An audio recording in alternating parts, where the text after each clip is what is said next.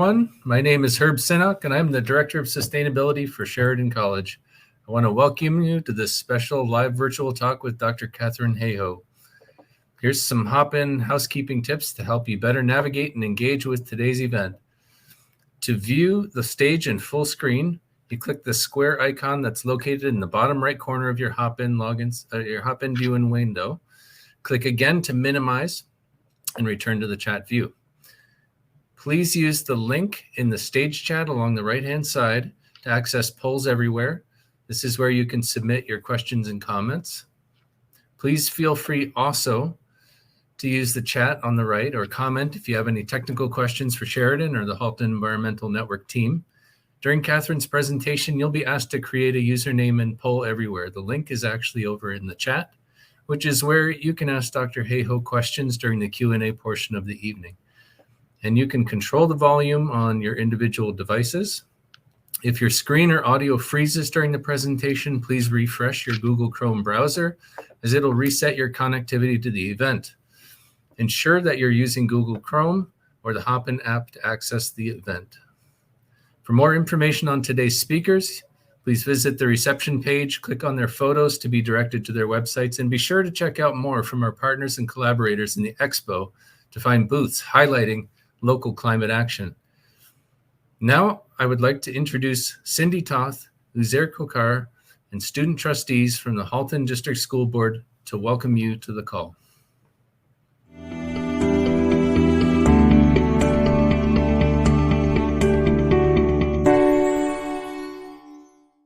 Hello, my name is Cindy Toth, and I am on the Halton Environmental Network Board of Directors, and I welcome you to the call.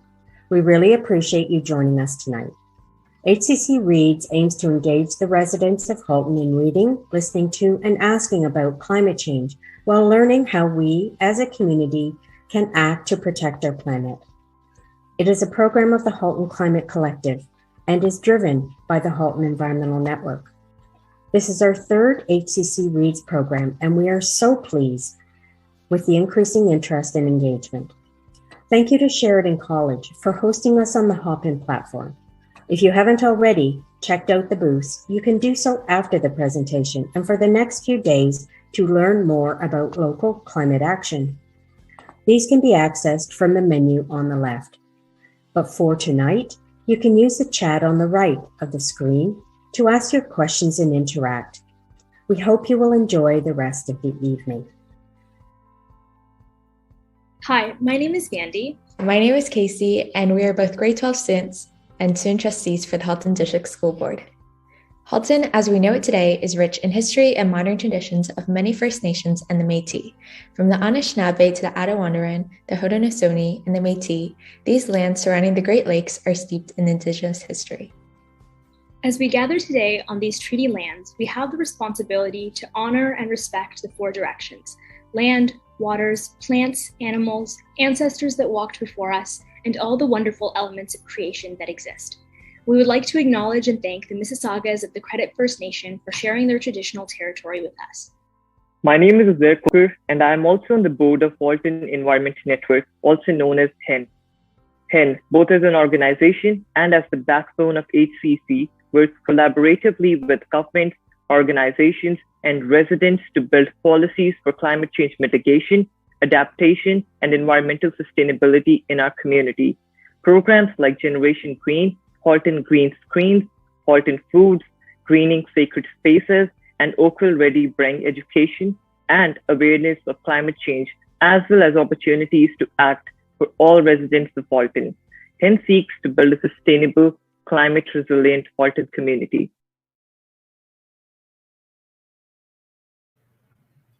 Thanks, Uzair. As members of the Halton Climate Collective, or HCC, environmental leaders from Sheridan College, Conservation Halton, Halton Region, all the municipalities of Halton, both school boards, including the Halton District School Board, the Halton Catholic District School Board, University of Waterloo, and the Halton Environmental Network, work together to respond to the challenges of climate change and drive successful greenhouse gas mitigation and adaptation in the Halton community. The leaders of the Halton Climate Collective work together to build low-carbon, climate-resilient community. Stay tuned to HCC's website, climatecollective.ca/HCC Reads, as we continue to update it with more information and links to the activities of our HCC partners. We are honored tonight to be hearing from Dr. Katharine Hayhoe, author of the book, Saving Us, a climate scientist's case for hope and healing in the divided world. Welcome, Katharine. Thank you. Dr. Hayhoe is a climate scientist and chief scientist for the Nature Conservancy. She is also the endowed professor in public policy and public law and Paul W. Horn Distinguished Professor at Texas Tech University. She has been named a United Nations Champion of the Earth and one of Time's 100 most influential people, and serves as the climate ambassador for the World Evangelical Alliance. Dr. Hayhoe was a lead author for the U.S. 2nd, 3rd, and 4th National Climate Assessments, hosts the PBS digital series Global Weirding, and has written for the New York Times. Her TED Talk, The Most Important Thing You Can Do to Fight Climate Change, Talk About It, has been viewed over 5 million times. She has a Bachelor of Science in Physics and Astronomy from the University of Toronto and an MS and PhD in Atmospheric Science from the University of Illinois at Urbana-Champaign. Please welcome me in joining Katharine to the stage. Thank you so much for having me. So I am from Etobicoke, and in addition to writing for outlets in the States, I've written for Chatelaine magazine, one of my favorite places, and I have a new op-ed coming out in the Globe and Mail, I think tomorrow or the day after. So you might see me in a few different places. I am a climate scientist, and the reason I'm a climate scientist is because of a class I took at U of T. So I was planning to be an astrophysicist. My dad was actually the science coordinator for the Toronto District School Board, so the apple did not fall far from that tree. And I was almost finished my undergrad at U of T in physics and astronomy when I needed an extra class to complete my breadth requirements. I looked around and there was this brand new class over in Sid Smith, if you're familiar with U of T, on climate change. And I thought, well, that looks interesting. Why not take it? So I did, and I was completely shocked to learn that climate change is much more urgent than we thought. And that was back then. It's even more urgent now. And that climate change is not only an environmental issue. It is, but it is also a health issue. It's a poverty issue. It's a refugee crisis issue. It's a national security issue. Climate change is an everything issue. And if we don't fix it, it will fix us. That's what made me decide to become a climate scientist, to do everything I could to tell people why this matters and what we can do to fix it. So that's what my book is about, and that's what we're going to be talking about tonight. Now, I'm going to be talking to you, but you are also going to be talking to me. And here's how this works. If you could bring the screen up here.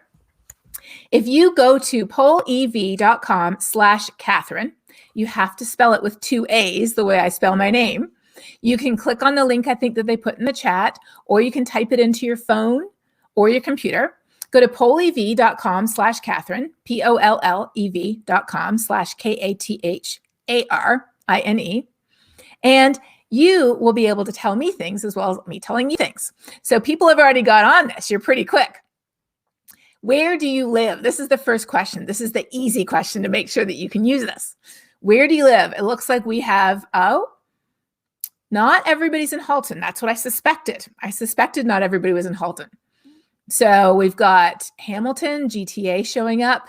We've got people listening in from nowhere near, which is awesome. Oh, a few people showed up from Peel. It took you a little bit longer to get there. All right, GTA is coming in a little bit more.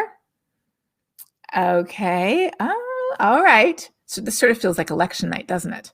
It looks like we are at about, Halton's holding strong at 70%, and then 30% other, Peel, Hamilton, GTA, and nowhere near. All right. So that was the first question. Now we're going to get a little bit more difficult. The next question I'm going to ask you requires you to give me a word, but just one word. The question I want to ask you now is this.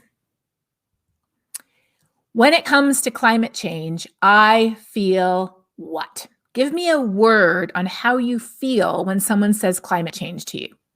And we have a little bit of a delay here, so we might see Hamilton and Halton popping up there.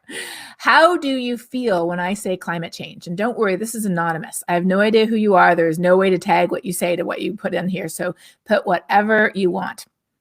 I only have a language filter. I will add that. All right. Well, to those of you who are saying worried, scared, alarmed, concerned, you are not alone. 3/4 of all of us in Canada feel that way. 3/4 of us. Even down in the States where I live now, 70% of people say worried, scared, concerned, overwhelmed. 83% of mothers are worried. 84% of young people are worried. If you feel worried, you represent the majority of people. When it comes to climate change, we feel worried. We also feel exhausted. We feel challenged. We feel responsible, frustrated, stressed, mad, yes. I probably have cycled through just about every emotion that I see on the screen. As a climate scientist, I think about this every single day. The reason I wrote my book is because of this. The number one question that I get, no matter who I'm speaking to, no matter where I am, I could be talking to a university or a school, a community group, business people, somebody in the faith community. The number one question I get, no matter where I am, is this: what gives you hope? That's why I wrote my book. Let's start at the beginning. The book is called Saving Us. Why is it called Saving Us? Shouldn't it be called Saving the Planet? No, the book is not called Saving the Planet because, despite what you might have heard, it is not about saving the planet. The planet will be orbiting the sun long after we are gone. What is this about? It's about saving us. Us humans and many of the other living things that share this planet with us, we are the ones who are at risk. So it's not choosing between the planet or the economy or the planet or people. No, the planet will survive without us. The question is, we can't survive without the planet. That's why this matters. The planet gives us the water that we drink. And climate change affects that. It affects the air that we breathe. We all felt and saw the wildfire smoke in the skies this summer. It affects the food that we eat. We cannot live without it. It affects the buildings and roads and water and electricity systems that we use. One of the biggest ways that climate change is affecting us today is by loading the weather dice against us. What do I mean by that? Well, wherever we live, we always have a chance of a drought, a heat wave, a wildfire, a storm. That's just a natural part of life on this planet. So where does climate change come in? As the world gets warmer, decade by decade by decade, it's loading the weather dice against us. It's sneaking in and taking one of the numbers and turning it into another 6, taking another number and turning it into a 7. All of a sudden, we're rolling our weather dice and we're getting more and more extreme weather. We are getting deadlier heat waves. We're getting stronger hurricanes. We're getting longer droughts and we're getting wildfire burning more area. And we say, how could this be happening? The answer is climate change. What do we see happening around the world? We see climate change exacerbating drought in Madagascar today. The United Nations World Food Program estimates that food insecurity is estimated to push another 14,000 people into catastrophic acute insecurity. And this number will double by the end of the year. What is happening here? Well, out west, we had a terrible heat wave this past summer. And we've crunched the numbers as climate scientists, and we found that climate change made that heat wave out west at least 150 times more likely than it would have been otherwise. Could it have occurred naturally? It could have, but it was 150 times more likely to occur because of climate change. Climate change is, as the US military calls it, a threat multiplier. In other words, it often doesn't create new problems. It takes problems that already exist and it makes them worse. Like what type of problems? Like some of the worst that we have. This article was written when people were being airlifted out of Afghanistan. And the situation in Afghanistan is the result of many issues. It was not caused by climate change. So where does climate change come in? It's a threat multiplier, making it worse. Let me just read a little bit of this to highlight it for you. Parts of Afghanistan have warmed twice as much as the global average. And in fact, Canada has also warmed twice as fast as the global average. Their spring rains have declined in some of the most important farmland. Droughts are more frequent, and they've seen punishing dry spells, the second in 3 years. See that? More likely. It would be facile, it says, to attribute the conflict to climate change.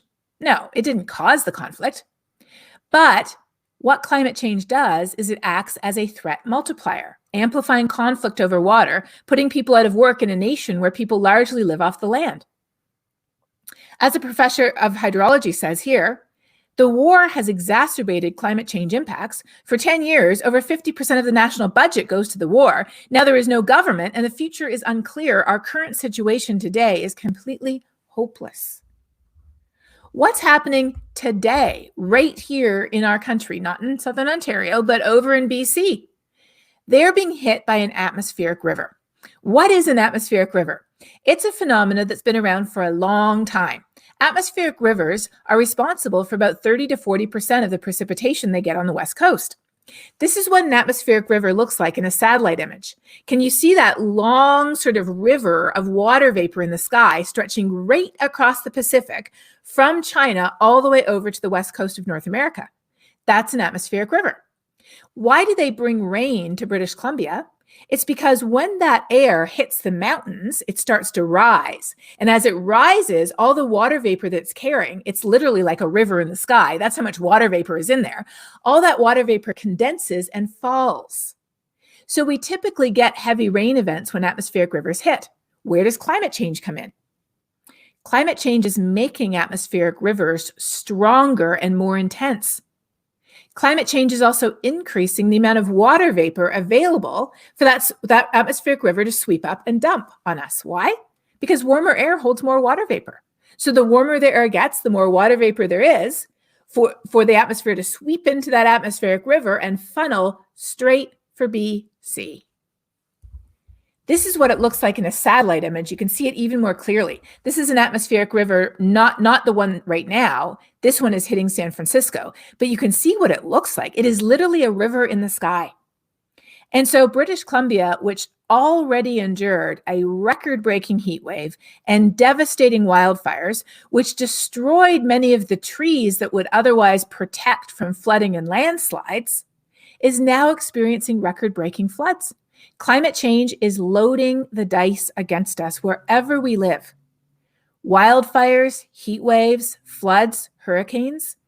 Each part of Canada is being affected differently, but each part is being affected. This is a visual image of what I'm talking about. So if you live in Ontario, you know, we have heat waves on our weather dice. We have heavy rainfall events and floods. We have winter storms. And we naturally get all of these events. But as climate is changing, again, it's like it's sneaking in, taking one of those numbers and then another and changing them into sixes and changing another one into seven. And all of a sudden we're saying, how could we, as many of my colleagues might say, I live down here in Texas now, how could we have 3 500-year flood events in 3 years in Houston, Texas? The answer is by climate change loading the dice against us. Often when we think about climate change, though, we think that's all fine and good. But the only people who really need to worry about climate change are people who look like this, David Suzuki, or this, Elizabeth May or Catherine McKenna, or this, Greta Thunberg, or this, a polar bear. That's often what we think when we think about climate change. But now you know, thanks to what I've shown, that to care about climate change, you only have to be one thing. And that one thing is not an environmentalist. It is not a politician. It is not an activist. It is not a polar bear. The one thing you need to be, and this is literally a t-shirt that somebody made and took a picture of and then sent it to me. I did not make this. The one thing you have to be to care about a changing climate is quite literally a human being living on this planet. That is the one thing you need to be, and we are all that. No offense at all intended. I have hugged quite a few trees in my time, My point here is simply that often we assume that people have to be in the more liberal end of the political spectrum and they have to be an environmentalist to care. Of course, if you are, you do, but you don't have to be. All you have to be is a human. And if you're listening to this, you are that. So that's why the book is called Saving Us. Why did I write it? I wrote it to answer two questions. The two questions I get most frequently. What gives you hope is number one. I want to start to begin to answer this question, though, by saying what does not give me hope. And what does not give me hope is how politically polarized this issue is. Since the Obama administration in the United States, climate change has topped the list of the most politically polarized issues in the whole country. So you can't make these figures in Canada because we don't have two political parties, but in the US they do. And so what this shows is where the average conservative or Republican is. And I know it's very confusing because Republicans are red in the US, and that means conservative, and where the average Democrat is. And the width of the gray bar shows how far apart they are on an issue. And this list of issues is sorted in terms of the width of the gray bar. And what do we have at the top? We have climate change. This, if you're looking at your dates, was right before COVID hit, right? Right before COVID hit, climate change was right at the top. Where do you think we are today? Here we are today. Right at the top is addressing issues around race, dealing with climate change, and dealing with the COVID outbreak. The only reason why climate change dropped to number 2 is because the Democrat levels of concern dropped. Isn't that depressing? Climate change remains the most politically polarized issue in the United States. Now, you might be saying, well, that's the US. We're different. I wish we were. This is a map by riding. You may think this is a map of the election results from September. It looks a lot like the results of the election map from September, but it isn't. You know what this is a map of? It's a map of whether people agree with 200 years of physics that says that the Earth is warming due to human activity. Yes, that is not a typo. We have known for 200 years that digging up and burning coal and gas and oil is producing heat-trapping gases that are wrapping an extra blanket around the planet. Now, back in the 1800s, scientists thought it would take hundreds of years to see warming. But by 1938, a British engineer, Guy Callendar, who was born in Canada, so we'll claim him, Guy Callendar had actually measured the observed warming of the Earth. By 1938, he had measured how the Earth was warming due to burning fossil fuels.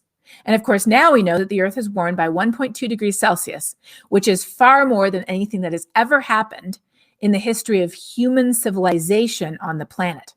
And that's why it's important. Again, it's not about saving the planet. The planet has been warmer or cooler before. But we humans, almost 8 billion of us, we have never experienced this much warming this fast. And what is at risk? Everything.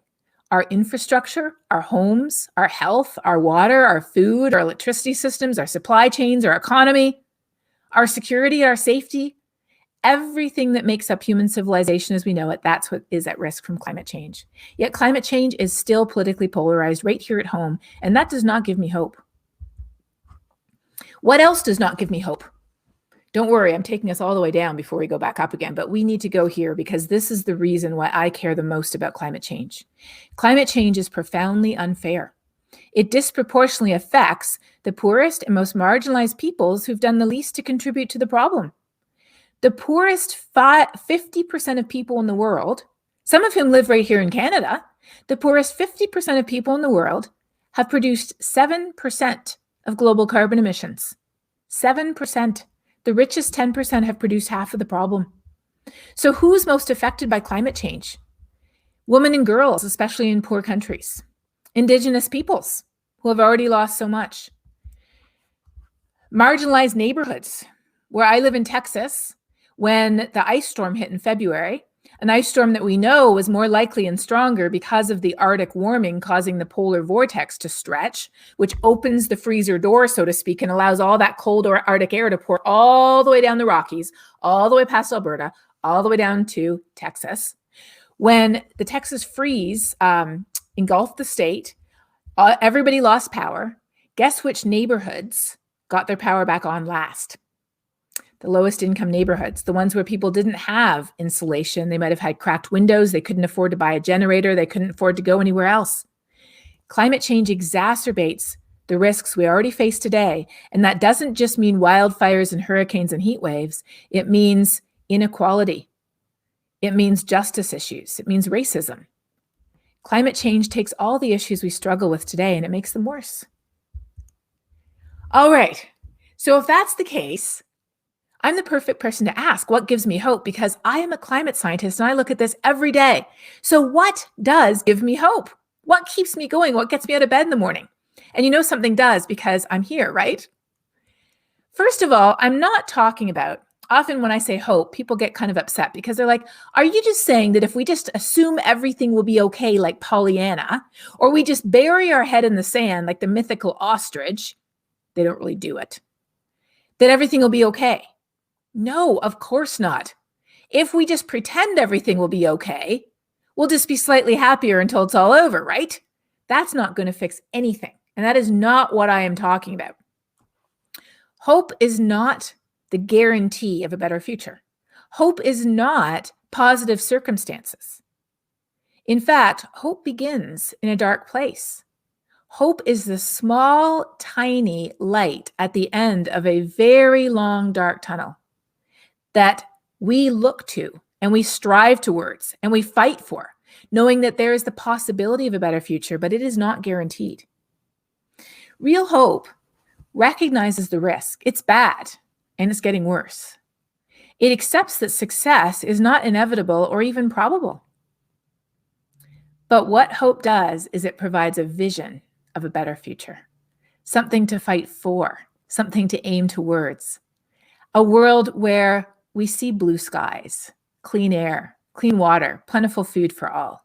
Electricity is even more affordable. Equity issues are addressed. Refugee crises are a thing of the past.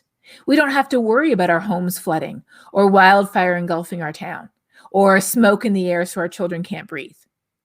A vision of a better future. That's what hope provides. And how do we get there?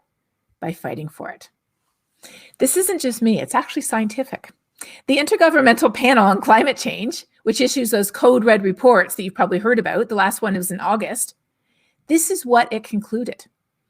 Every action matters. Every bit of warming matters. Every year matters, and every choice matters. The future is in our hands, and what we do matters today more than any time. One of my colleagues is named Catherine Wilkinson. She helped to put together a wonderful book called All We Can Save, which is a compendium of 60 women's voices on climate change. A few Canadian ones in there too. And she said something that I liked so much that I picked this quote to actually end my book. And it's this: it's a magnificent time to be alive at a moment that matters so much. This is the moment that will be written about in the history books. In fact, it's up to us whether there will be history books. Again, it's not the planet that's at stake. It's human civilization as we know it. That's what's on the line. And it's up to us to save it. So why aren't we? Well, we often assume it's because people aren't worried. Remember I talked about this at the beginning? We say, well, I'm worried, but I don't think anybody else is worried. That's not true. The vast majority of us are worried. We are worried. Again, in the US where I live, 70%, in Canada, 75%, the UK, 75%, 84% of young people in 10 countries around the world. We're worried, but we don't know what to do about it. We feel hopeless and helpless. The word for that is efficacy. Efficacy means, do I think that if I do something, it can make a difference? Do I think that if we do something, we can make a difference? Our efficacy is rock bottom low. Why? Well, because we think, I'm just one person. What difference can I make, right? I mean, I'm not the prime minister. I'm not the minister. I'm not the CEO of a big corporation. I'm not a famous celebrity influencer. What am I supposed to do? And so we do nothing. But if we do nothing, then nothing happens. The first thing we need to do is realize what the truth is. So often we picture climate change as this giant boulder sitting at the bottom of an impossibly steep cliff with only a few hands, those hands I mentioned before, David Suzuki, Greta Thunberg, and the polar bears, maybe, with only a few hands trying to push it up, and it is not budging even a millimeter. And we think, why bother to add my hand to that boulder if it's not going to move anywhere? So we don't. Here's the truth, though. When we look around at all of the climate action that is happening, when we look at the fact that 90% of new energy installed around the world last year was clean energy, 90% during the pandemic.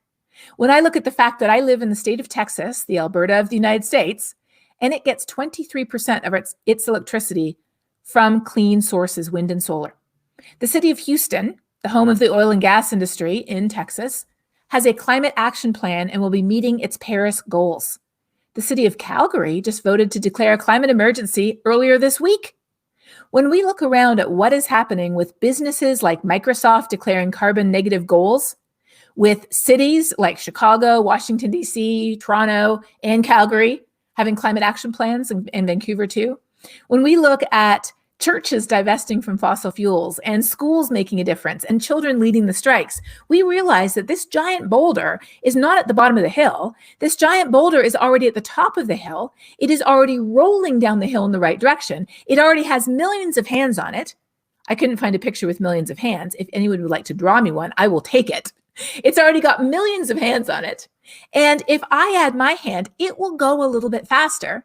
And if I encourage others to add their hands, it will go even faster. That is the definition of efficacy. And that is where we are today. Action is happening. It just is not happening fast enough. And when we add our hands to the boulder, it will go faster. I just got back from Glasgow, where the 26th Conference of Parties, that's what COP stands for, to the United Nations Framework Convention on Climate Change occurred. There was plenty to be disappointed over there. When you're trying to get every country in the world to agree by consensus, all it takes is one or two countries to say, oh no, I'm not going to sign that, to force them to change the wording. And that's exactly what happened. They had a pact that they were about to announce that where every country in the world agreed to phase out fossil fuel subsidies, fossil fuels are subsidized to the tune of $11 million US per minute. That far exceeds clean energy subsidies. So they agreed to phase out fossil fuel subsidies and phase out coal use. We've been using coal since the Middle Ages. Coal is the dirtiest and most inefficient way to get energy today. Air pollution from burning fossil fuels, including coal, is responsible for, again, almost 9 million premature deaths per year, almost double that of COVID each year. There is no reason for us to be using coal just looking at the health costs alone. They far exceed any benefits. But even though they were about to agree to phase out coal, at the last minute, a few countries stepped in, coal-heavy countries, and said, we're not going to sign unless it says to phase down, but not phase out. That is discouraging. It's not just discouraging, it's heartbreaking. There were representatives there from low-lying islands in the South Pacific that knew that those words might make the difference between whether they even had an island or not. But at the same time, the boulder is rolling faster than it was just 4 weeks ago. How? Well, first of all, going into, and don't worry, this is as sciencey as I'm going to get, but I figured you might want an update on COP since I was there. Going into COP, with the commitments that countries had made, we had a 66% chance of holding warming to 2.7 degrees Celsius. What's the goal of the Paris Agreement?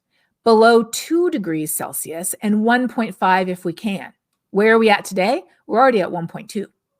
Do we have enough yet? No, but we did up the commitments. So current policies like Canada's climate carbon tax, current policies will keep warming to 2.6 with the extra commitments that countries made, which include, in our case, eliminating methane emissions that are leaking out of old oil and gas wells, contributing to slowing down and eliminating deforestation, phasing out coal.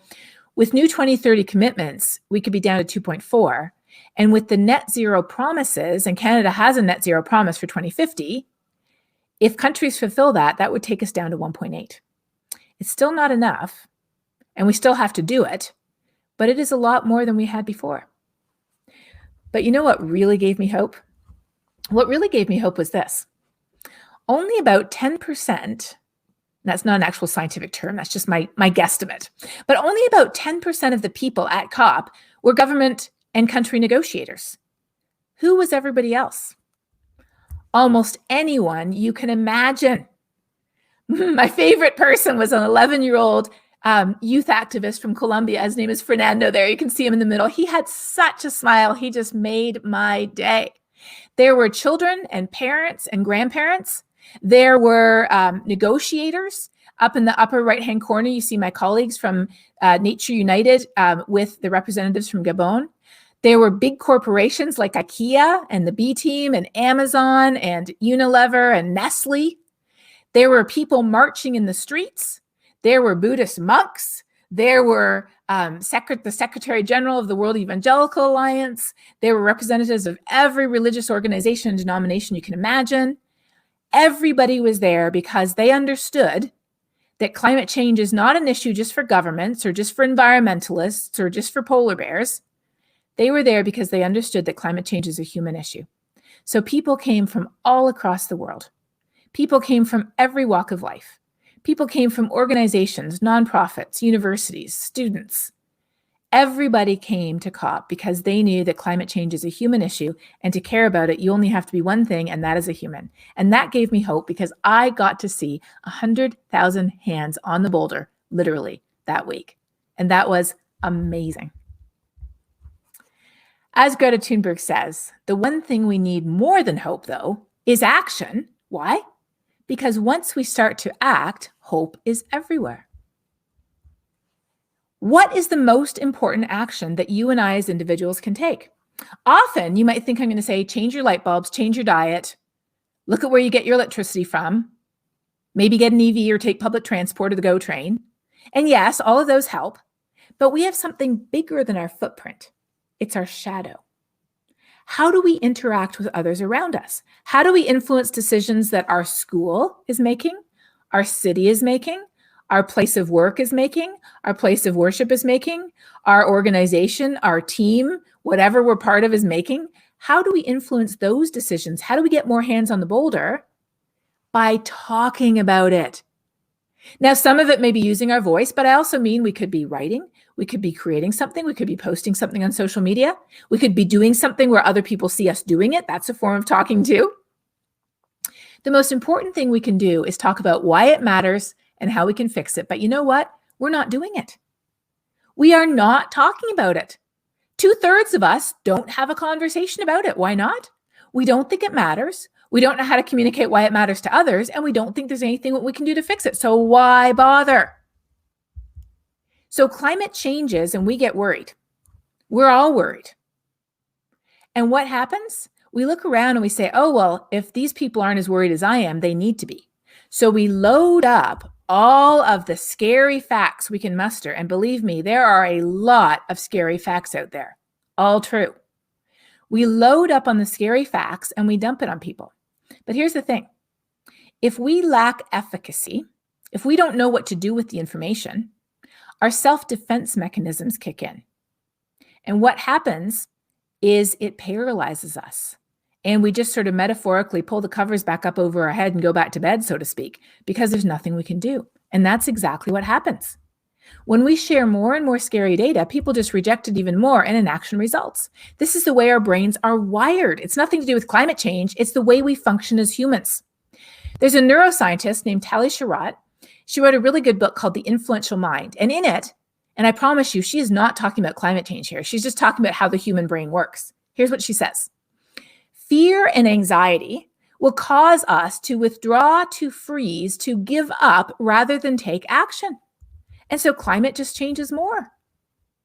So that's why the second most common question I get, and the second reason I wrote my book, was this. How do I talk about this? How do I talk about this to my family member, my neighbor, the person I work with, my roommate, my elected official, somebody at the city, somebody, how do I have a conversation about this? If it isn't loading up more scary facts and dumping them on people, what do I do? What do I say? Well, first of all, when I say you can have a positive, constructive conversation, often people immediately jump to the dismissive person that they know. The person you know who's convinced this is a hoax, who brings it up all the time. I have some bad news. I have good news too, but here's the bad news. It is difficult, if not impossible, to have a constructive conversation with someone who's dismissive. Why? Because they won't listen. You can't have a conversation with somebody who isn't going to listen to anything you say. I've tried thousands of times, and I've concluded that it really does take a miracle to have a positive, constructive conversation with someone who's dismissive. But here's the good news. Most of us are not dismissive. We might be doubtful or disengaged. We might be cautious, concerned, or alarmed. But the vast majority of us, even though the dismissives are very loud, and believe me, I meet them on Twitter every day. And no, they are not all American. There is quite a few dismissives on Twitter who are from Ontario or Saskatchewan or Alberta. Even though they're very loud, they are only a small fraction of us. The majority of us, we can have a positive, constructive conversation with. How? By beginning from the heart. Beginning with something we have in common with people. Not beginning with a bunch of scientific facts, not even awkwardly introducing climate change into the conversation, but beginning with who we are. So now I'm going to ask you a question in a minute, and you're going to have to give me your answer in Poll EV. I'm going to ask you this. Why do you care about climate change? And I'm going to take you through my inventory first. So I can begin conversations over science because I love science. And if people like science, we can talk about science. And there's certainly plenty to connect with climate change because science is what tells us that it's real and it's us and it's dangerous. But I'm also Canadian, so I can talk about what we see happening in Southern Ontario, how our skies were choked with smoke this summer, how the place where I grew up, going to the cottage with my family, it is completely different. We see invasive species moving in, the lake is warmer, things are really different. I grew up in a house in Etobicoke that didn't have air conditioning. We didn't need it. Well, my parents had to put it in because they couldn't at least sleep in the basement the whole summer. That was what we normally did for like the 2 or 3 days it was too hot. I live in Texas, which is the most vulnerable state in the US to climate impacts, loading the dice against us. I love skiing, and you need snow to ski. I'm a mom. I would do anything for the future of my child. I've started conversations over the fact that I knit, or I love a good glass of wine. I like going to the beach, and I'm a Christian. I care about climate change because of who I am. And here's the good news. Whoever you are, you care because of who you are. And whoever you are already the perfect person to care because of who you are. And whoever you're talking to, they are already the perfect person to care too. Do you have to make them into what you are? Do you have to force everybody to become a skier before everybody cares about climate change? Of course not. Why? Because whatever anyone else cares about, whoever they are, whoever they love, wherever they love, whatever they love, is already being affected by climate change today. And that means that they already care. And if they don't think they do, they just haven't connected the dots. So now it's your turn. I want one word from you. If you're going to use more than one word, connect it with a dot or a dash, but preferably just give me one word. I want to know, who are you and why do you care about climate change? I care about climate change because I am a what? Fill in the blank for me. I care about it because I am, yes, you are a human. That's right. And that is why you care. I care about it because I'm a mom or a parent. Absolutely. Climate change is the biggest threat to our children's future. Climate change, as I often say, it's like the hurdle that stands between us and a better future. And we have to get over that barrier to get to that better future. I love how we're seeing totally different answers here. And that is perfect. I don't want to see the same answers. I mean, of course, we all are human, I would assume, unless your cat's figured out how to type. But in addition to being human, we are all these different things. We could be young or we could be old. We could be a student or we could be a grandmother. We could be a hiker. We could be an entomologist. I love that. We could be a gardener or an ecologist. We could be a birder or a baker. We could just be a friend or an aunt or a student. Oh, we got a skier there too. An educator, an artist. A food enthusiast. Yes, definitely that. I talk all about that in my book, believe me. Whoever you are already the perfect person to care about climate change. And whoever you're talking to, they are already the perfect person to care. And if they don't think they care, it is because they have not connected the dots between what's already at the top of their list and how climate change is affecting it. So what's your job? Your job is to help them do it. Where do you start? By asking them questions. Figure out what makes them tick. Are they really into fishing or kayaking or ultimate frisbee or beer?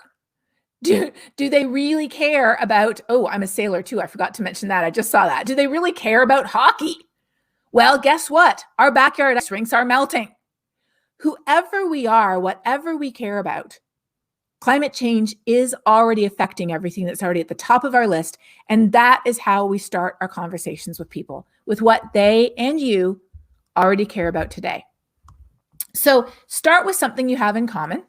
Explain how we're being affected. If we love hockey, talk about what's happening to our backyard ice rinks. If you love tennis, talk about how they're taking longer breaks in the tennis competitions so the athletes don't get heat exhaustion. If you care about beer and wine, talk about how all these breweries have gotten together and issued a climate declaration to help protect their beer. Explain how it matters, and then we need to talk about what solutions look like. Real, tangible solutions. Some solutions might be things we can do ourselves. Like what? Like, did you know that food waste is a huge source of heat-trapping gas emissions? If we reduce our food waste, that's part of the solution. Did you know that what we eat matters? Meat, especially beef, produces a lot of heat-trapping gas emissions. So try a meatless Monday or a plant-based recipe. It's good for your health, it's good for your budget, and it's good for the planet too. And when I say the planet, I actually mean us. What about, I love the fact that I got a plug-in car. And so during COVID, I didn't have to go to the gas station more than about once a month or two. And I loved that. And I was very happy to talk about that. But we can also talk about what others are doing. Like what? We can talk about what countries are doing, including our own. We are definitely taking action here in Canada. We can talk about what companies are doing. Companies? Yes. Did you know that companies like Microsoft and Apple and Walmart are all taking action? Did you know that companies like Dominion are offering ugly food that you can buy to reduce food waste and save money? Did you know that churches and faith leaders are taking action? The Pope, the Archbishop of Canterbury. There are Muslim declarations, there are Hindu declarations, there are Buddhist declarations. There are declarations from every major faith tradition in the world, showing why what they believe is entirely consistent and compatible with climate action. And in fact, if you take what you believe seriously, you would be out at the front of the line demanding climate action because of your faith. I love telling stories about what's happening in Texas. People are surprised to know that there's so much going on in Texas. There's airports and army bases and entire cities being powered by clean energy. And you know, things are even changing in Alberta. Warren Buffett is backing the biggest wind farm in Canada, and they're building it in Alberta. That's some pretty good news. Young people are speaking out. If they're using their voices, can't we? Our own lives are changing. What we eat, how we get our energy, how we drive, how we transport ourselves, all of that is changing. And we can talk about all of that too. Most of all, though, I think I love talking about how the world is changing. In some of the poorest areas in the world where they don't have coal or oil or gas, but they have a lot of sun and they have a lot of wind. And so that's why, again, last year, 90% of new energy installed around the world was clean energy. And in my book, I tell stories about programs like Solar Sister that empowers women in sub-Saharan Africa by providing them with technology that they can sell to power their cell phones and their lights with the sun. There's so many amazing solutions we can talk about. And where do we start? We kick this all off. We catalyze this by doing the one thing that most of us are not doing, which is talking about it. So that's why when I did my TED Talk, I called it the most important thing you can do to fight climate change. And they're like, well, we already have TED Talks on diets and electric cars. And I said, no, what catalyzes change, what begins change is when we communicate it. That's what begins the change. in our neighborhoods, in our families, in our place of work, in our schools, whatever organization we're part of, how are we going to do anything if we don't talk about it first? Talking is, to put it a different way, it's like it knocks over the first domino. And people might say, well, are you sure this works? After I wrote the book, we tried this out on social media. We made 4 short videos that began with values that conservative Republicans in the United States would share: the free market, national security, personal liberties, and Christian faith. Working with researchers at Yale University, we made these 4 short videos that began with something that Republicans would identify with, and then they put that out in real life on social media. And they tracked people's opinions on climate change in those districts. Guess what they found? Democrat or liberal opinions on climate change increased a little bit after they saw these videos on social media. Republican opinions increased twice as much. Why? Because they were hearing about climate impacts and climate solutions from a frame, from values, from perspectives that they already had that showed them that who they already were was the perfect person to care.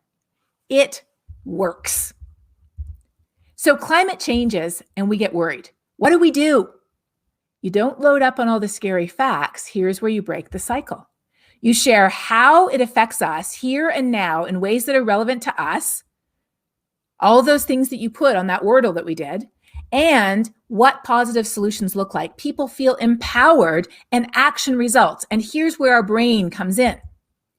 The human brain is built to associate forward action with a reward, not avoiding harm. So reframe your message so the information you provide induces hope, not dread. That's what we need to do. Is this enough? Well, I thought about this. And after I wrote my book, I wrote an essay for Time magazine. Is talking enough? Is using our voice to advocate for change enough? And this is what I concluded. Change did not begin when the King of England just woke up one morning and decided to end slavery, or the President of the United States woke up one morning or got tapped on the shoulder by his wife and said, women should have the vote, or when the National Party of South Africa opted to end apartheid. That's not how change began. It began when very ordinary people of no particular power or wealth or fame, decided the world could and should be different. Who were William Wilberforce, Elizabeth Cady Stanton, Martin Luther King Jr., Nelson Mandela, and all the countless others whose names we don't even know, who shared and supported and fought for their visions of a better world? They were people who had the courage of their convictions, who used their voices to advocate for the systemic societal changes needed. Who were they? They were us. We ordinary people are the people who have changed the world before, and we are the people who can change it again. And what is our first step to doing that? Our first step is to use our voice to advocate for why climate change matters here and now in ways that are relevant to us and our lives, and to talk about what we together can do to add our hands to the boulder to get it rolling faster down the hill. So here's my last question to you, and then you get to ask me questions. I want one last word for you. Based on what you heard tonight, based on how you now understand how you can make a difference, every single one of us can make a difference. And in my book, I have so many examples of how conversations have made a difference. When it comes to climate change, how do you feel? Give me one word. How do you feel when it comes to climate change now? When you look at big corporations like Amazon, they have a climate action plan. Why? Is it because Jeff Bezos woke up one morning and decided that they needed to change? I can tell you it was not. It was because very ordinary people who worked for Amazon said, we can and we should be different. So whoever you are, wherever you work, you can have that conversation. Find out what your company or your business is doing. Find out what your university or your school is doing. Find out what your city is doing. Have that conversation. Because where do we find hope? We find it when we act together. And I love what I'm seeing here. Empowered. Exactly. We know what to do. We can make a difference. Let me tell you an Oakville story. Just before COVID, I was giving one of my last talks at the Meeting House, which is a really big church in Oakville. And I began from a Christian perspective about why Christians would care about climate change and talked about what we can do to fix it. And as I was standing there by the door listening to people walk out, I heard one woman say to her friend as she walked out, she said, "I've always been worried about climate change." Can you identify with that? "But I didn't know what to do about it. So I did nothing. But now I know what to do. I will start by eating the Christmas leftovers. That's how I'm going to start to take action." And that is absolutely what we can do. Just start with something, talk about it, and then look for others. Join up with others. Somebody else at that church started a green team or a creation care team at the church. Join with others, add your hands to the boulder, and together we truly can make a difference. I love this. Hopeful, empowered, inspired, determined, motivated, energized, and ambitious. I like that. Guardedly hopeful is totally fine because, like I said, a better future is not guaranteed. What will get us there? Us. It's up to us to save us. And so that's why I called the book Saving Us. All right, I'm open to your questions now. We have time for your questions, and here's how it goes. You write your question, and this time you can do the whole question. It doesn't have to have a single word, whole question there. You write your question here, and the fun part is this. You get to look at other people's questions, and you get to upvote the questions you most want us to get to. Yes. So go ahead and put in a full question here. And then even if you don't have a question, check out the list and upvote the questions that you most want answered, and we will get to those. All right.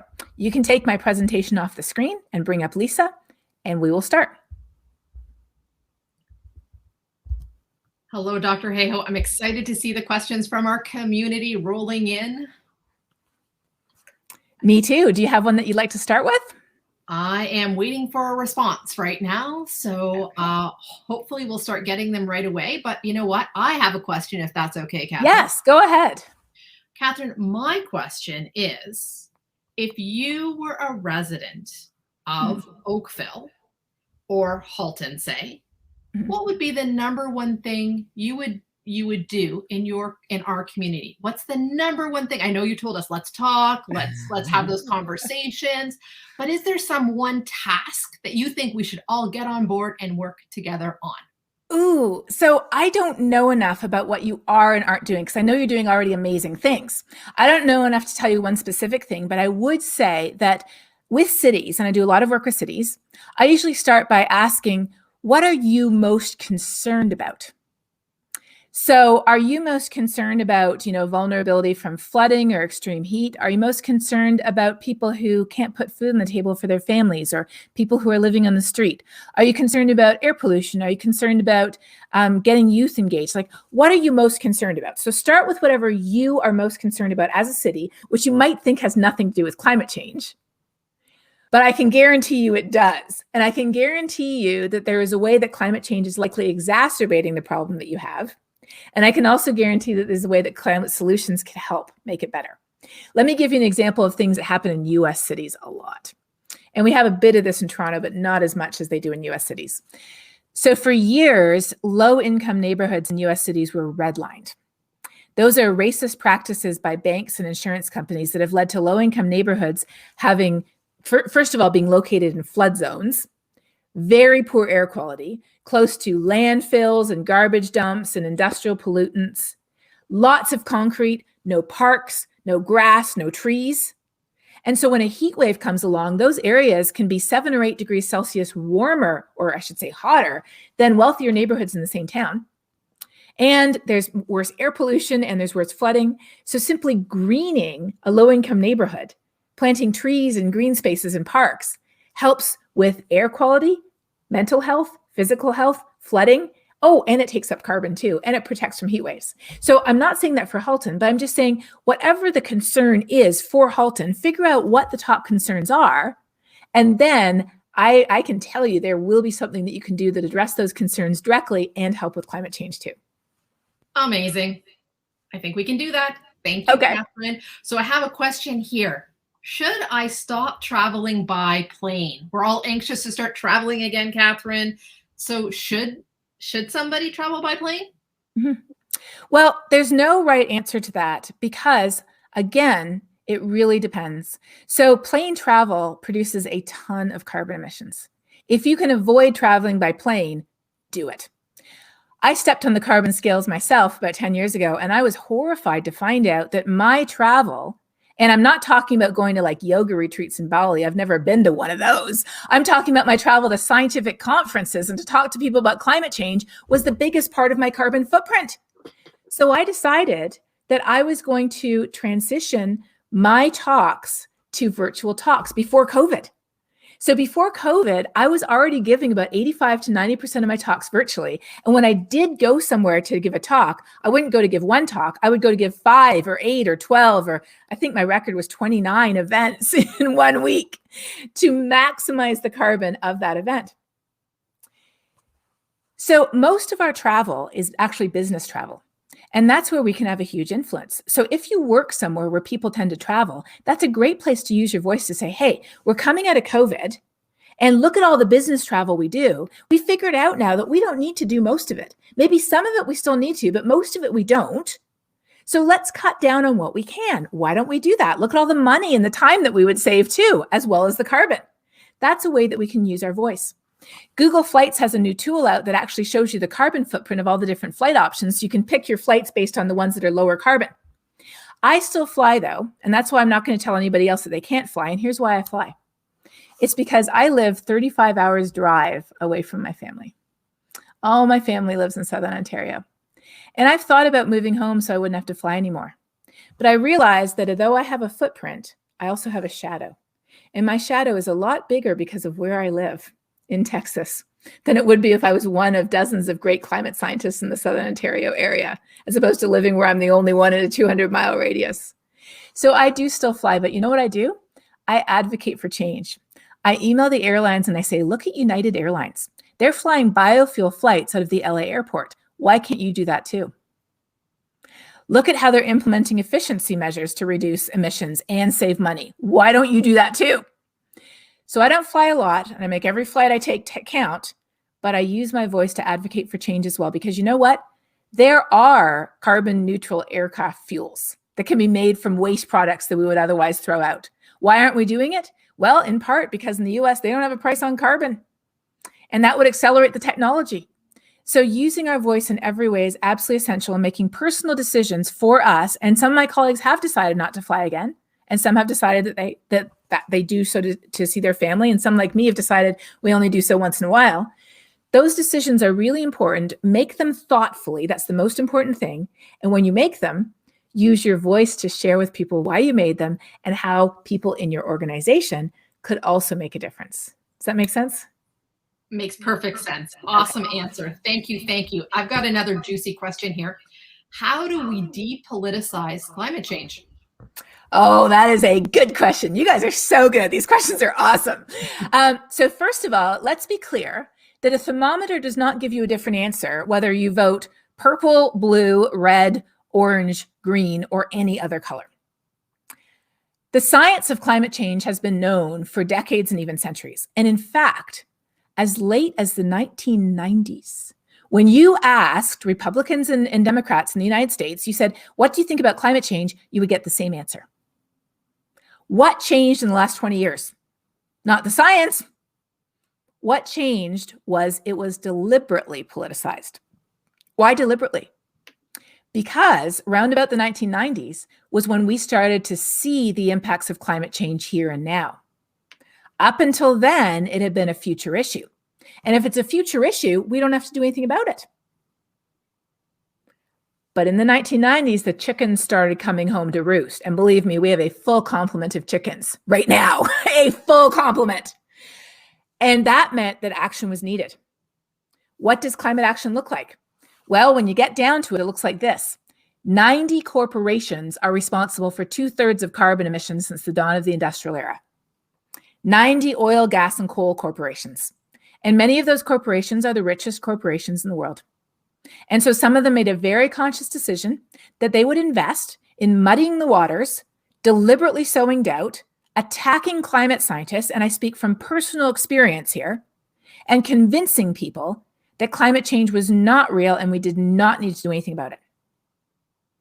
So there is a very good movie that I recommend watching this weekend. It is called Merchants of Doubt.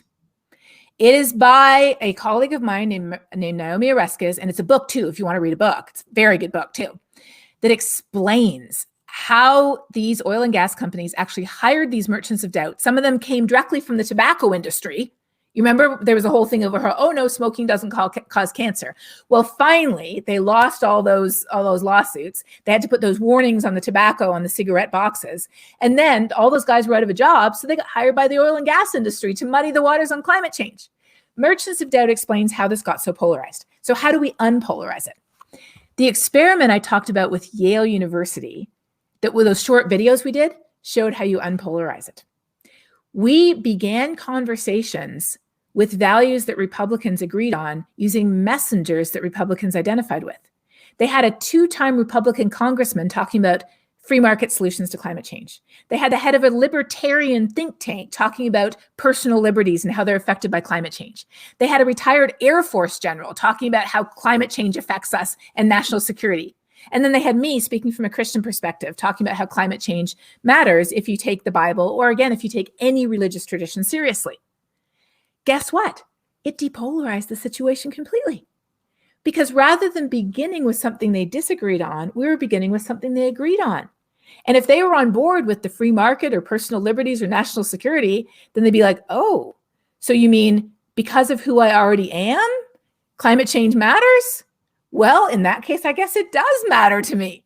That is the amazing power of beginning from the heart rather than the head, beginning with something we share with people rather than something that divides us, and talking about positive, constructive solutions that people can get on board with. We really can do that.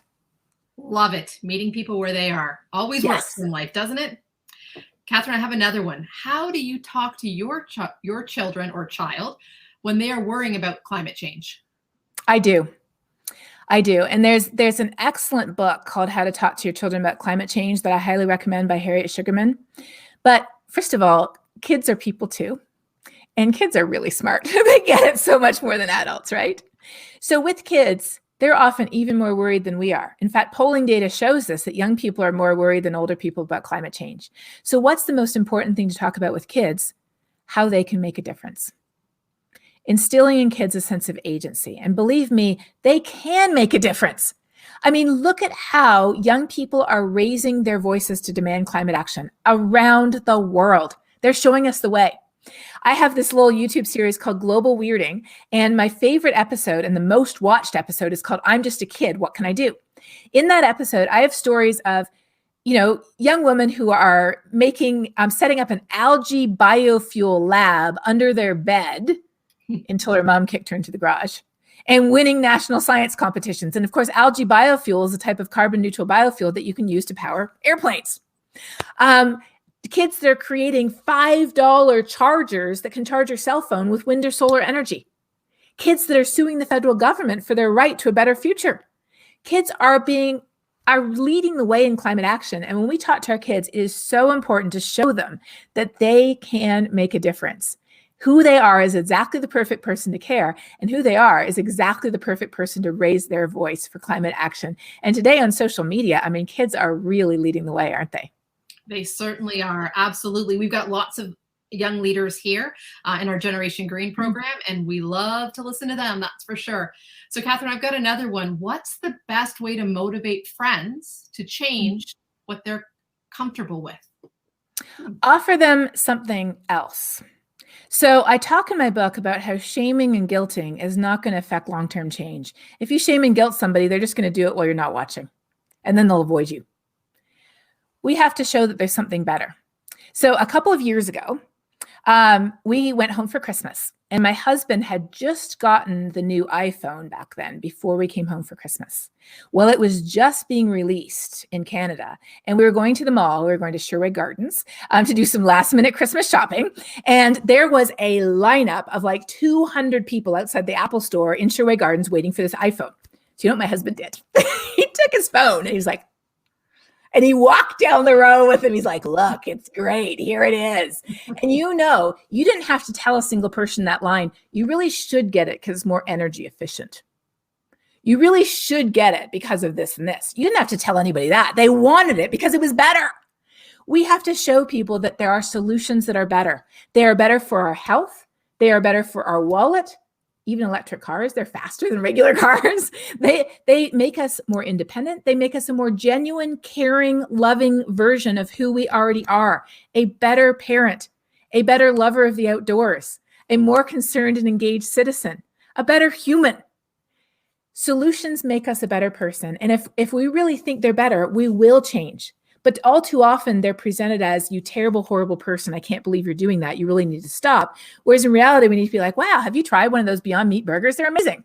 My son went home, and my dad and he always go out to play ping pong together in Toronto. And my son was like, I love Beyond Meat burgers. They're so good. Let's find a place that offers them. And my dad's like, I've never had that before. I'm like, well, Tim Hortons breakfast sandwich at that time offered them. And I was like, you could have. He never had. But my son was like, let's find a place that does them. They went out. They both had them. My dad's like, this is great. I love it. So you really have to look for something that actually gives you joy. And there is plenty to give you joy when we look at climate solutions in terms of the impact that it has on ourselves, the impact it has on others, and the impact it has on this amazing home that we share with every living thing. Awesome. Amazing. Have one more question. How do you respond when people say that they like our warmer winters? So this person lives in Hamilton, Ontario. I hear you. I remember a funny meme from a number of years ago it was like on Center Island looking towards downtown Toronto, and they had photoshopped a giant beach, and they had this banner that said Canadians for global warming. I remember that. No. So yes, it's very nice to have a snowless winter in Southern Ontario if you're not a skier. It's very nice to have that. And sure, we can acknowledge the benefits. It's nice if there's some benefits. But unfortunately, the warmer weather is bringing a lot more drawbacks too. We see that invasive species are moving northward across the border, like Lyme disease. We didn't used to have Lyme disease in Ontario, and now it's all through Ontario. We know that flood risk is increasing. We know that our crazy heat waves in the summer are getting worse and worse and worse. We know that climate change is costing us. From the wildfire smoke, again, that chokes the air that we breathe in Southern Ontario, to algae blooms in Lake Erie as the water gets warmer and warmer. Yeah, it's nice to have warm winters and enjoy them for sure. But we have to realize that overall, if you look at this in a balance, overall, it is getting worse. Yeah. Catherine, I have another one here. Mm-hmm. Let me just make sure I get this one right. How do you recommend going about dropping climate change into a normal conversation without it seeming out of the blue? Oh, totally. So you might be picturing me sort of going up and accosting people on the street and saying, do you know anything about climate change? I don't do that. In my book, actually, though, I do have a story of someone out in Vancouver or Victoria who actually does that, but he doesn't accost them. He asks them a question. He says, on a scale of 1 to 10, how worried are you about climate change? And he gives people a question. What do I do? This is what I do. I prepare. So I know if we're talking about something, I know if we're talking about skiing, or if we're talking about living in Southern Ontario, or if we're talking about what's in the news with the flooding out in Vancouver, or if we're talking about wine, or if we're talking about a beach vacation, or if I'm talking about knitting, I love to knit. I know how that connects to climate change. How does knitting connect to climate change?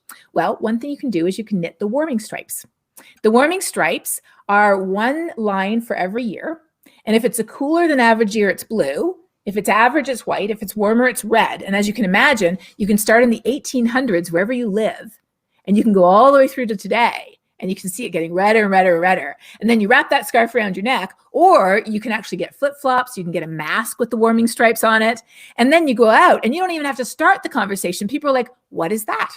And you're like, thank you for asking. Let me tell you, this is temperature at the global scale, or for Ontario or for Toronto or for whatever. This is our temperature over the last 100 years. And they're like, oh my goodness, are you serious? It's like, yeah, look how much warmer it's gotten over here. So be prepared. Because once you start looking, climate impacts are all around you and climate solutions are all around you. And if you're looking for a way to start a conversation, most of it will just kind of come up naturally once you start looking. And in my book, I have tons of suggestions of how that happens. But be prepared with an interesting fact. Like, did you know? People love did you know things. Like, did you know that 90% of new energy installed around the world last year was clean energy? That's pretty amazing. Did you know that atmospheric rivers are getting stronger, dumping more rain because of climate change? That's not so good, but it's something that we need to know. Did you know? Look at what Halton is doing. Actually, I'm going to put you on the spot, Lisa. Give me a did you know about Halton. Did you know that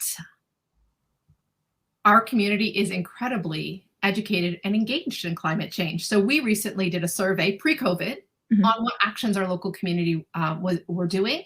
And Catherine, it was outstanding. Folks knew that, they need to participate more in active transportation. They knew that they needed to eat less meat. They were interested in actually not taking airplanes as much. And they were really interested in looking at retrofitting their homes. So we have a great community that's super educated, super engaged. They're ready to lean in. They're ready to make the difference. So it's quite exciting. I love that. And I love that you mentioned efficiency, because efficiency we don't normally think about. Efficiency is sort of like the non-sexy solution. But we are so wasteful with our energy and our food, so wasteful that simply being more efficient with our energy and our food, we can save money, we can save food, we have more food left to feed people who need it, and we help reduce our carbon emissions too. It's a win-win-win, and that's something that every community can do. 100%. So another question here is, what is the most important thing we need to urge our governments to do in conversations with them? Well, first of all, when you say governments, that's at every level. So that is the city, that could be the school district, that could be the CEO of your company. That is at the provincial level. And of course, it's the federal level too. What do we need to do? We need to just urge them to step it up. We in Canada are already doing some, but we could do more. And so our politicians respond to what they hear. So telling people at the city level, first of all, how do you begin? Begin with the politician especially, begin with something they care about and say, I really appreciate how you've already done this. Look at what somebody has already done and thank them for what they've already done. And then say, because we're both worried about this, something related to your city, your province, whatever it is, because we're both worried about this, we need to do more. Can we do more? Here's what we could do to do more. Or what are you thinking about to do more? I support you to do more. Start with saying thank you for what they've done so far, and then connect the dots to why we both care, and then ask them to do more. Sounds pretty easy to me. I think we can do it. I think we can too. Another question is, I get disheartened when I see comparatively few males engaged in climate action. Why is this, and what should we do about it? That's a really interesting phenomena. That's the first time I've been asked that question, but I have noticed that. Women in general are more concerned than men, but young people are more concerned than older people too. So when I look at the young people and the climate strikes and the Fridays for Future, I do see men there for sure. Absolutely, 100%. And when I'm in business communities often, I see more women than men, but I do see men in the conversation there too. So what can we do? Well, it's even more important then, if you are not as representative voice, to make sure that you talk about it and to make sure that you bring in and encourage others to add their hands to the boulder. So looking for who could help, who could join in, who could be part of it, inviting them in. And again, it's not about guilting people. It's about inviting them, because everybody wants to be part of the solution. We really do. But we just feel paralyzed, like we don't know how. Most people are worried, but we feel hopeless and helpless. So if you feel like there aren't people who are being represented, and there's a lot of people who are not, especially people who are just struggling to put food on the table, just struggling to pay the bills, they just feel like, why should I care about this issue? I mean, I'm just trying to survive day to day. They need help. But if we don't fix climate change, it's going to push them further and further and further below the poverty line, because climate change disproportionately affects the most vulnerable people. So with them, step up beside them, lend them a hand, and figure out how could we invest not just short term, but long term in their future. So whatever voices you see are underrepresented, keep your eyes out for how you might be able to include them in climate action and work together, again, for that better future for us all. Love it. Awesome, Catherine. Another question here is, what is the best way to address youth with eco-anxiety in our school? Students don't always see adults around them taking action or even doing the little things like recycling in the classroom. So I think this is a bit similar to the question we talked about before, which is how do we talk to our kids about it? Kids are much more worried than adults in general, but the antidote to despair is action. If we understand how bad this is, our natural reaction is fear, and it should be. And if nothing happens, that fear translates into anxiety, despair, and paralysis. So what's the key? Remember that little diagram I did? Climate changes and we get worried, and where do we break the cycle? We offer positive, constructive things that people can do to make a difference. And when we act together, that's where we find hope. Love it. Amazing. This is an interesting one. Is it better to agitate for systematic change or do personal little changes? Ooh, I hear this all the time on Twitter. Is it better to do individual changes or to advocate for system-wide change? And my answer is yes. Why? Because a system is made up of people. A corporation is made of people. A government is made of people. A city is made of people. A system is made up of people. And the only way a system changes is when people change. So how do we activate system change? By using our voice. How do we use our voice? By talking about, again, why it matters and what we can do to fix it. What we can do to fix it includes personal choices. It includes choices that we make to change and reduce our carbon footprint, but talk about them. Because imagine this. Let me give you a hypothetical situation. So imagine there's a young teenager who is really, really, really worried about climate change. She actually watched a national broadcast by a scientist talking about climate change and talking about how we are pushing far beyond our planetary boundaries and how if we don't fix climate change, it will fix us. And she was so worried that she emailed the climate scientist and she said, what can I do? She convinced her family to stop flying. That was their choice too. And because they lived somewhere, they didn't live in Canada, they lived in Europe where there were trains, so they could take trains much more easily. They stopped flying, they changed their diet, they reduced their carbon footprint as much as they could. And imagine if they had stopped there. Nobody would know who she was. She wouldn't have changed the system at all. Maybe a tiny, tiny, tiny little fraction due to our consumer choices. I mean, consumer choices do change the system a bit. But her impact would have been this big. She did one more thing. She took a piece of white cardboard and she wrote a few words on it, said school strike for climate. And she went and she sat outside a building. And that building was the Swedish Parliament building. And now everybody knows her name because she used her voice. Did she take personal actions? Of course she did. Why do we do that? Because we want to live, talk the talk and walk the walk. Nobody likes a hypocrite, least of all ourselves. I don't want to be a hypocrite. I take action myself. But I talk about it. I tell people about how I got rid of the freezer and I changed how I shop for my food to reduce my food waste. And I love my plug-in car and my solar panels are great. And I changed how I travel to be more thoughtful and mindful about it. I talk about it, but I also talk about it at my school. I talk about it at my place of work. We're coming out of COVID where I work. And I said, you know what? We traveled a lot before COVID. Could we consider having some, sort of guidance about how these are the meetings that we're going to keep virtual? We don't have to travel to these meetings anymore. I use my voice every time there's an election in my riding. I often email our MPs, not just the ones on the left-hand side of the spectrum. I email the other candidates too and say, what's your plan about climate change? Everybody needs one. This isn't a left side spectrum issue. This is an everything issue. Using our voices is how we catalyze change. It's how we knock over that first domino of change. Using our voices is how we change the world. Remember the examples I gave? Slavery, women getting the vote, civil rights, apartheid, gay marriage. How did those things happen? It wasn't because the prime minister or the president or the CEO or some rich famous person woke up one morning and said, oh, let's change the world. It was because very ordinary people decided the system had to change. They did everything they could in their personal lives.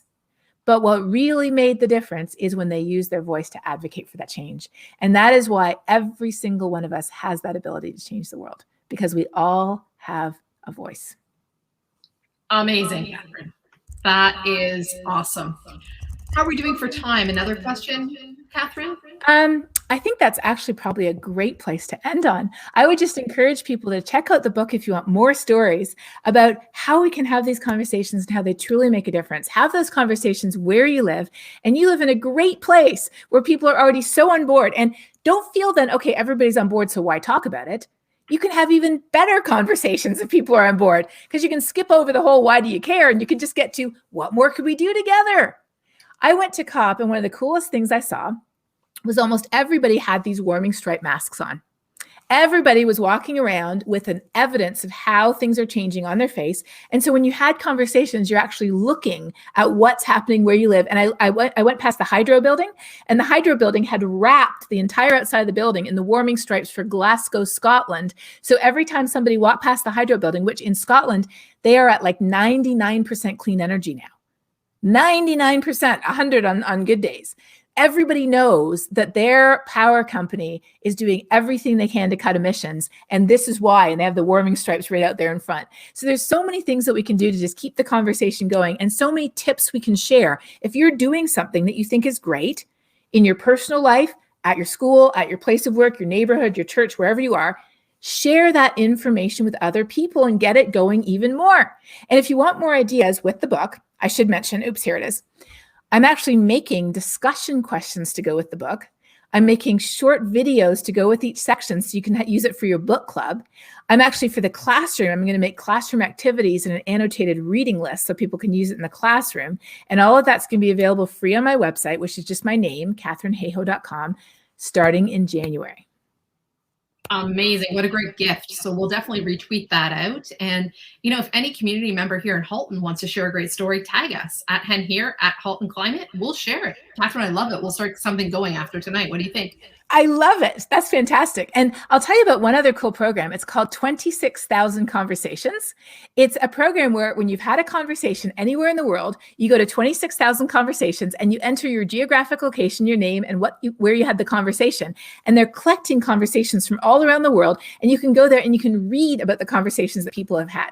26,000 Conversations. Oh, we'll have to share that one. That sounds amazing. Yes.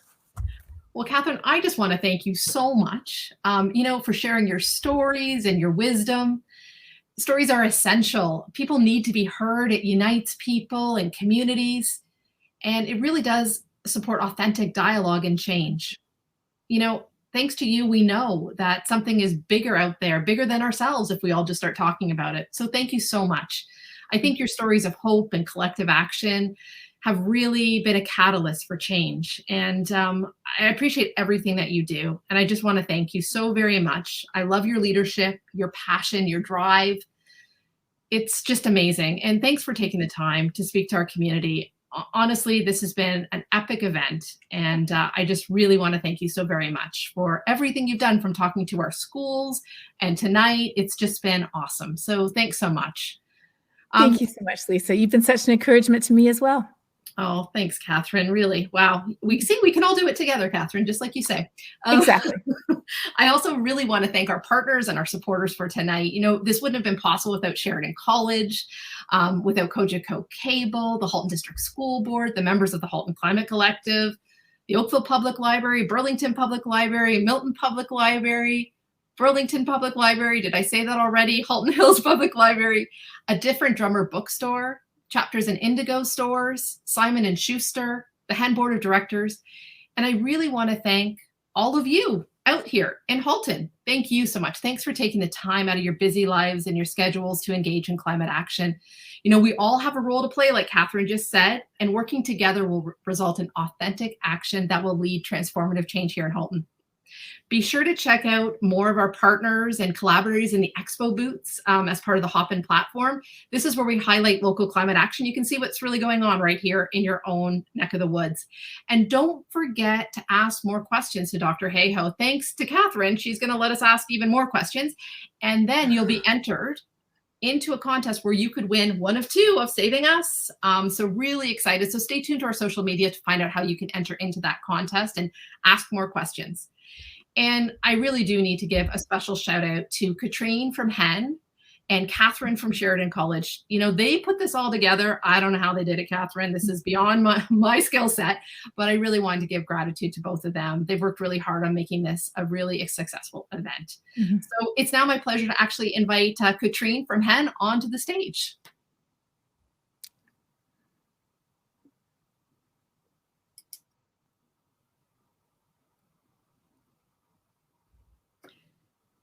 Katrine, I think you're on mute, my friend. The story of our lives this last year. I was on mute. Thanks, Lisa, and thank you, Catherine, for joining us this evening. If you would like to read Saving Us, you can pick up a copy from your local library or bookstore. If you're a student looking for volunteer hours, join HEN and the HCC Reads Volunteer Initiative, where you read Saving Us, ask questions, and take action. You can sign up at climatecollective.ca/HCCReads. If you're also a young person in Halton interested in taking climate action, you can join Generation Green. It's a group of young people working together to take meaningful action and to reduce our greenhouse gas emissions and design your own action to reduce carbon emissions. Similar to, I think, Catherine, you mentioned some projects that students were doing as part of the global weirding. We do that here in Halton as well. And you can join us on November 26th at 11 a.m. to learn more about it. Go to climatecollective.ca to learn more about HCC Reads, about Generation Green. Thank you again for joining us on this call. Stay in touch with the Halton Environmental Network and the Halton Climate Collective as we all work together to build a more sustainable, climate resilient community.